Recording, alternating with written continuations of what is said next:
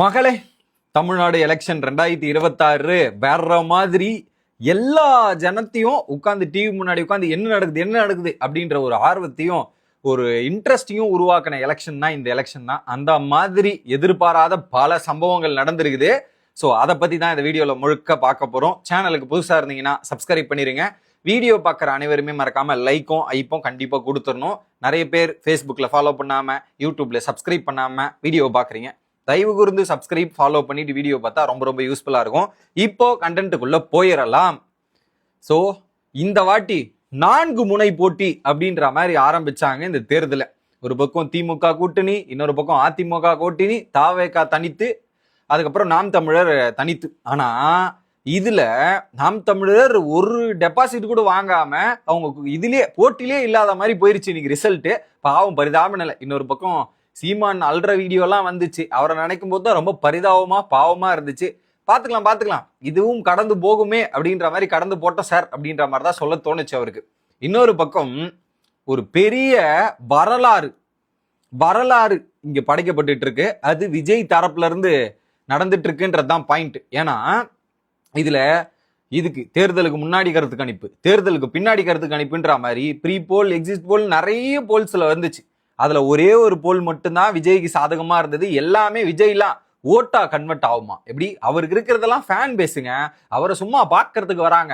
அவருக்கு ஓட்டெல்லாம் வராது, சும்மா பார்வையாளர்கள் ஓட்டா கன்வெர்ட் ஆகுதுன்னு ஒரு கூட்டம். இன்னொரு பக்கம் விஜயை ஃபாலோ பண்றலாம் தற்கூரி கூட்டம், தற்கூரிங்க அப்படின்ற மாதிரியும் பேசிட்டு இருந்தாங்க.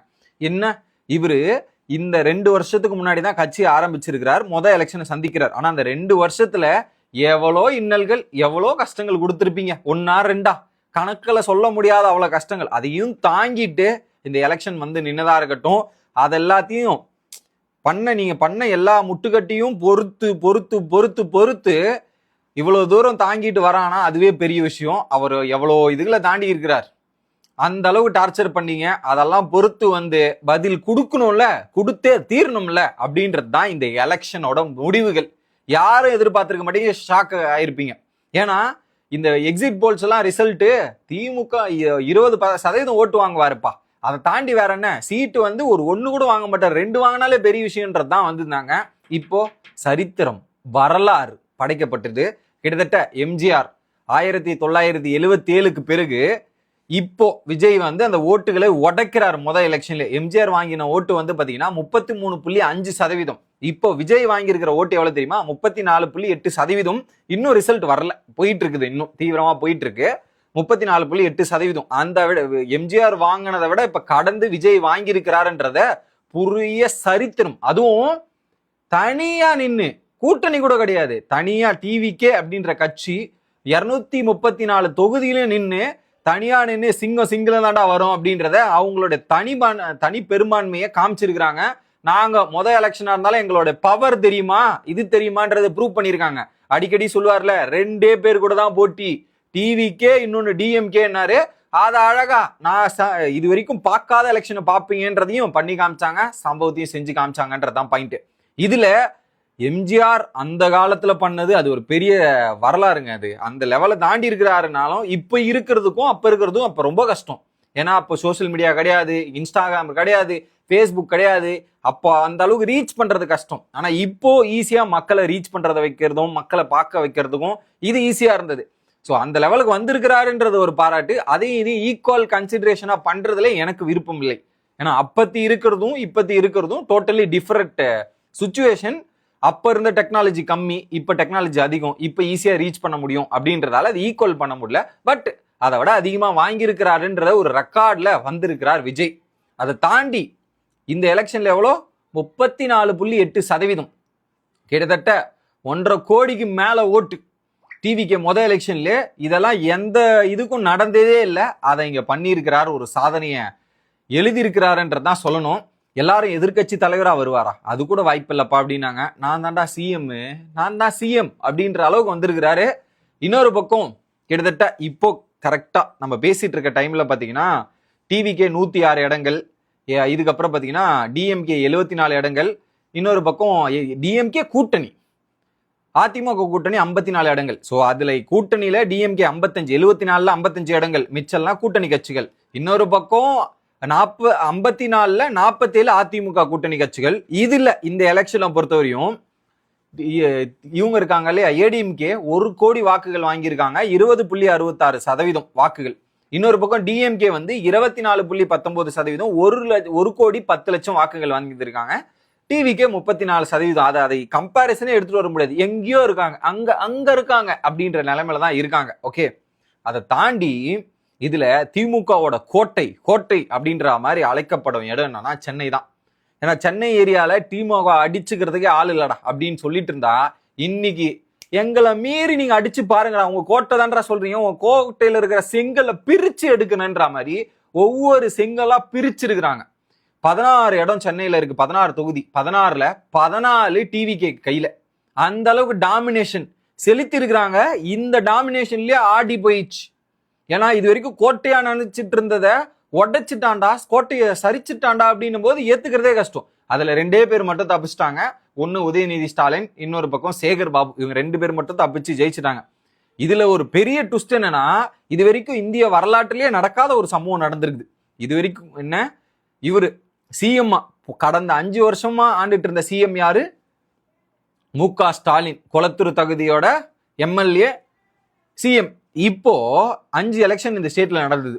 அசாம், வெஸ்ட் பெங்கால், பாண்டிச்சேரி, கேரளா மற்றும் தமிழ்நாடு. இந்த தமிழ்நாடு தாண்டி மற்ற 4 ஸ்டேட்லயுமே சிஎம்ஆ இருந்தவங்க அவங்க தொகுதியிலாவது ஜெயிச்சிருக்காங்க. ஆனா நம்ம ஸ்டேட்ல மட்டும்தான் சிஎம்ஆ இருந்த ஸ்டாலின் அவர்கள் 9,000 ஓட்டுகள் வித்தியாசத்துல தோத்து இருக்காருன்னா இது எவ்வளவு பெரிய பின்னடைவு. அப்போ எந்த அளவுக்கு மக்கள் மனதில் நீங்க போய் சென்று இருக்கீங்க, உங்க மேல எவ்வளவு அதிருப்தி இருக்குதுன்றதுக்கு ஒரு பெரிய எக்ஸாம்பிள் உங்களுடைய தோல்விதான்.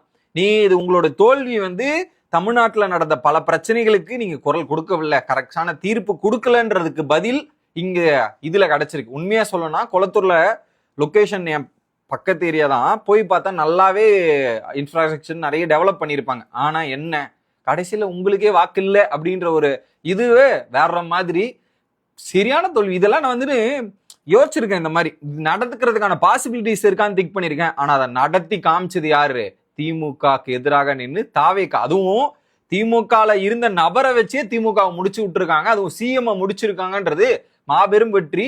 இதுல மாபெரும் தோல்வி, இது மீள முடியாத ஒரு தோல்வியில திமுக இருக்காங்க. ஓகே, இன்னொரு பக்கம் இப்போ வெற்றி பெற்றார், 2 இடத்துல நின்னார் இல்லையா. ஒரு பக்கம் விஜய், ஒன்னு பெரம்பூர், இன்னொரு பக்கம் பாத்தீங்கன்னா திருச்சில. அதுல அவர் ஜெயிச்ச உடனே அந்த இது கொடுப்பாங்க, வின் பண்ண அந்த சர்டிபிகேட் ஒன்று கொடுப்பாங்க. அந்த சர்டிபிகேட் வாங்குறதுக்கு விஜய் வீட்டை விட்டு வெளியே வரார். வெளியே வர சம்பவத்தை பார்க்கும்போது இதெல்லாம் ஒரு மூவி சீன், ஒரு பயங்கரமான ஒரு சீன் இருந்தா எப்படி இருக்கும், அந்த சீன் மாதிரி தான். அதுக்கு பின்னாடி முன்னாடி ஒரு 4 காரு, பின்னாடி ஒரு 5 காரு, சுத்தி செக்யூரிட்டி. அதுவும் அவர் வர வழி நெடுக்கும் வர மக்கள் கூட்டம் இருக்குது பாருங்க, பூவை தூக்கிட்டு. இது வேற மாதிரி ஒரு கூட்டம். இந்த மாதிரி கூட்டம் நான் எப்ப பார்த்தேன்னா, இது கூட கம்பேர் பண்ணுவேன். அந்த இன்சிடென்ட் வேற, இந்த இன்சிடென்ட் வேற, எக்ஸாக்ட் சினாரியோ டிஃப்ரெண்ட். எஸ்பிபி இறந்து போனார். அவருடைய இது வந்து பாத்தீங்கன்னா சென்னையில இருந்து இதுக்கு எடுத்துட்டு போவாங்க, தாமரைப்பாக்கம் கூட்டுரோடுக்கு, அப்படியே வழி நெடுக்க எடுத்துட்டு போவாங்க. அந்த வழி நெடுக்குமே அவ்வளவு கூட்டங்கள் நின்றுட்டு இருந்தது. நான் பார்த்தேன் அதை ஃபுல்லா போனதுல. அந்த மாதிரி தான் இங்க வழி நெடுக்கும் வர, அதை விட இது அதிகமான கூட்டம். ஓகே, அந்த இன்சிடென்ட் கம்பேர் பண்றது தப்பு தான். பட் அந்த மாதிரி ஒரு கூட்டம் வழி நெடுக்க நின்று அந்த அளவுக்கு வரவேற்ற விதம் வந்து வேற மாதிரிங்க. குறிப்பா போகவே முடியல, அங்க போயிட்டு அந்த சான்றிதழ் வாழ்ந்து இப்படி காமிக்கிற சீன் இருக்கே, செம சீட் வேற மாதிரி. ஏன்னா பல தடைகளை தாண்டி வந்து ஒருத்தன் ஜெயிக்கிறான், அதுவும் எலெக்ஷன்லயே இவ்வளவு பெரிய வாக்குகள், இவ்வளவு பெரிய வெற்றியை இது பண்றான்னா சம்பவம் இல்லைங்க, அது ஹிஸ்டரி. அந்த கேஜிஎஃப் மாதிரி இந்த உலகம்ன்ற மாதிரி வாங்கியிருக்கிறார். தமிழ்நாட்டோட சிஎம்மா ஆக போறார் அப்படின்றதுதான். அதுக்கப்புறம் மெஜாரிட்டி காமிக்கணும், இதெல்லாம் பண்ணணும்னு இருக்கு. இதுல இன்னொரு என்ன பண்ணிருக்காங்க, எல்லாருமே இப்போ விஷ் பண்ண ஆரம்பிச்சிருக்காங்க. உதயநிதி ஸ்டாலின்ல இருந்து, மோடியிலிருந்து, ராகுல் காந்தியிலிருந்து ஏகப்பட்ட பிரமுகர்கள் எல்லாரும் விஜய்க்கு விஷஸ் தெரிவிச்சிட்டு இருக்காங்க, இதெல்லாம் பண்ணிட்டு இருக்காங்க. பார்ப்போம் அடுத்து என்ன நடக்க போகுது, ஏது நடக்க போகுதுன்றது பொறுத்திருந்து பார்க்கணும். பட் எலெக்ஷன்லயே வந்து இதை பண்ணதெல்லாம் வேற மாதிரி. ஏன்னா தற்குறி கூட்டங்கள் ஓட்டு கன்வெர்ட் ஆகலன்னு சொல்லிட்டு இருந்தீங்க. ஹிஸ்டரி ஹஸ் மேட், எல்லா ஓட்டுகளும் எல்லாத்தையும் தகர்க்கப்பட்டிருக்கு. குறிப்பா 1967க்கு அப்புறம் திமுக அதிமுக இல்லாத ஒரு கட்சி வந்திருக்குதுன்னா அப்ப எத்தனை வருஷம் பாருங்க, கிட்டத்தட்ட 50 வருஷம் ஆண்ட கட்சிகள் முன்னிலையில வர முடியாம தகர்க்கப்பட்டிருக்குன்றதுனா சாதாரண விஷயம் இல்ல மக்களே. இது இம்பாசிபிள் அப்படின்ற ஒரு சம்பவத்தை பாசிபிளா மேக் பண்ணியிருக்கிறார் விஜய் அவர்கள். ஸோ இப்போ அந்த சர்டிஃபிகேட்டை வாங்கிட்டு வெளியே போகும்போதும் மக்கள் கூட்டமும் சரி அவ்வளோ எதிர்பார்ப்புகளோட இருக்காங்க. ஸோ அந்த விஷயங்கள் எல்லாத்தையும் நல்லபடியா செஞ்சு கொடுப்பாருன்ற ஒரு நம்பிக்கை இருக்கு. ஏன்னா இத்தனை வருஷமா இவங்கள பார்த்தாச்சு. இப்ப விஜய் என்ன பண்ண போறார், ஏது பண்ண போறாருன்றதை பொறுத்திருந்து பார்ப்போம். அடுத்த வீடியோல வந்து சந்திக்கிறேன். தொடர்ந்து சேனலுக்கு சப்போர்ட் பண்ணுங்க. Bye guys.